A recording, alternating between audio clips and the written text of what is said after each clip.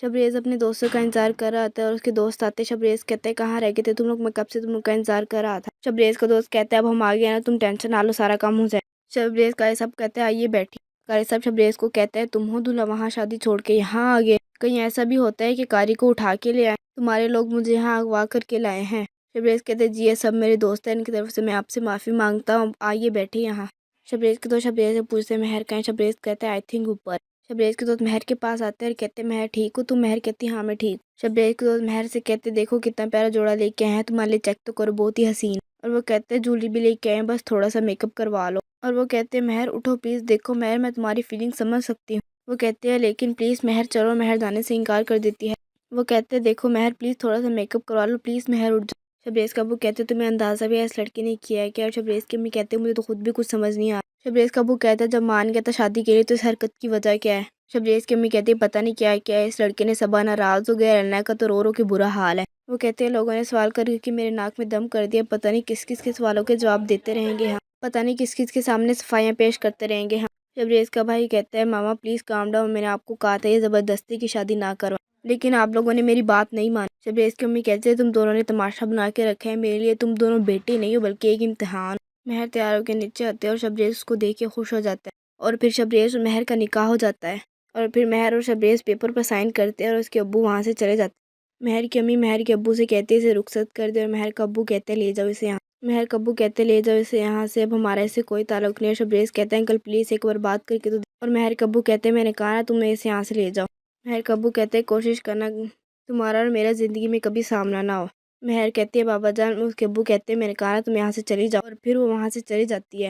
शबरेज़ की अम्मी कहती है मेरी तो तबीयत ख़राब हो रही है, दिल घबरा रहा है। शबरेज़ का अब्बू कहता है सुनो बात हुई उससे। शबरेज़ का भाई कहता नहीं बाबा उसका तो फ़ोन ऑफ है। शबरेज़ महर को घर लेके आता है और शबरेज़ की अम्मी कहती है लड़की है। शबरेज़ कहते हैं अम्मी मैंने महर से निकाह कर लिया। शबरेज़ की अम्मी कहती है क्या कह रहे हो तुम। शबरेज़ कहते हैं अम्मी मैंने महर से निकाह कर लिया। शबरेज़ का अब्बू कहता है अपनी बारात और अपना निकाह छोड़ के तुमने इस लड़की से शादी कर ली। शबरेज़ की अम्मी शबरेज़ से कहती है तुम ऐसा कैसे कर सकते हो, इस लड़की से तुम निकाह कैसे कर सकते हो। शबरेज़ की अम्मी कहती है तो पहले किसी के निकाह में। शबरेज़ कहते हैं अम्मी इसके पहले छोड़ने से तलाक दे दी। शबरेज़ की अम्मी कहती है अच्छा इसके पहले छोड़ने से तलाक दे दो, तुमने इससे निकाह कर लिया हमसे इजाज़त लिए बगैर। शबरेज़ कहता है अम्मा मेरे पास टाइम नहीं था। शबरेज़ कहता है मम्मा इसके बाबा ने बहुत थोड़ा टाइम दिया था, मैं आपको बताना चाहता था पर बता नहीं पाया, मुझे लगा आप लोगों को मनाने में टाइम लग जाएगा और मैं देर कर दूंगा, मैं इसे फिर से नहीं खोना चाहता था इसलिए मैंने शादी कर ली और आप लोगों को बता नहीं सका। शबरेज़ की अम्मी कहते हैं इसके घर वालों ने कहा तुम राज़ी हो कि तुमने ये नहीं सोचा कि हम क्या चाहते हैं। शबरेज़ कहते हैं अम्मा मेरी मजबूरी थी, मेरे पास टाइम नहीं था, मैं आपको बता रहा हूँ, और आप ही ने कहा था जब महर की तलाक हो जाएगी तो मैं तुम्हारी शादी महर से करवा दूंगी, और बस मैंने जाके निकाह कर लिया और आप लोग को बता नहीं सका। शबरेज़ का अब्बू कहते हैं क्या कहेंगे इसे इंट्रोड्यूस करोगे, और हम क्या कहेंगे हमारा बेटा शादी से भाग गया और एक तलाकशुदा लड़की से शादी करके आया। शबरेज़ कहते हैं बाबा को जो कुछ कहना है मुझे कहें, इससे नहीं।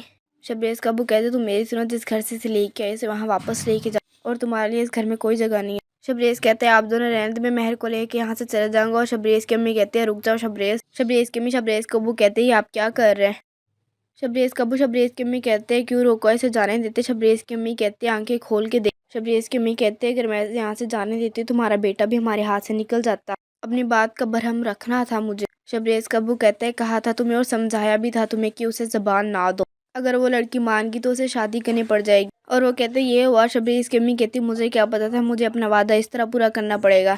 शबरेज़ की अम्मी कहती मैंने शबरेज़ से झूठ इसलिए बोला ताकि उसे पता ना चले कि ये सब मैंने किया था। शबरेज़ का अब्बू कहते हैं अब तुम क्या करोगी। शबरेज़ की अम्मी कहती है अब मुझ पे छोड़। शबरेज़ का भाई ज़ैन और उसकी भाभी नताशा शबरेज़ के कमरे में आती हैं। शबरेज़ कहते हैं ये महर है और उसका भाई कहता है मैं जानता हूँ,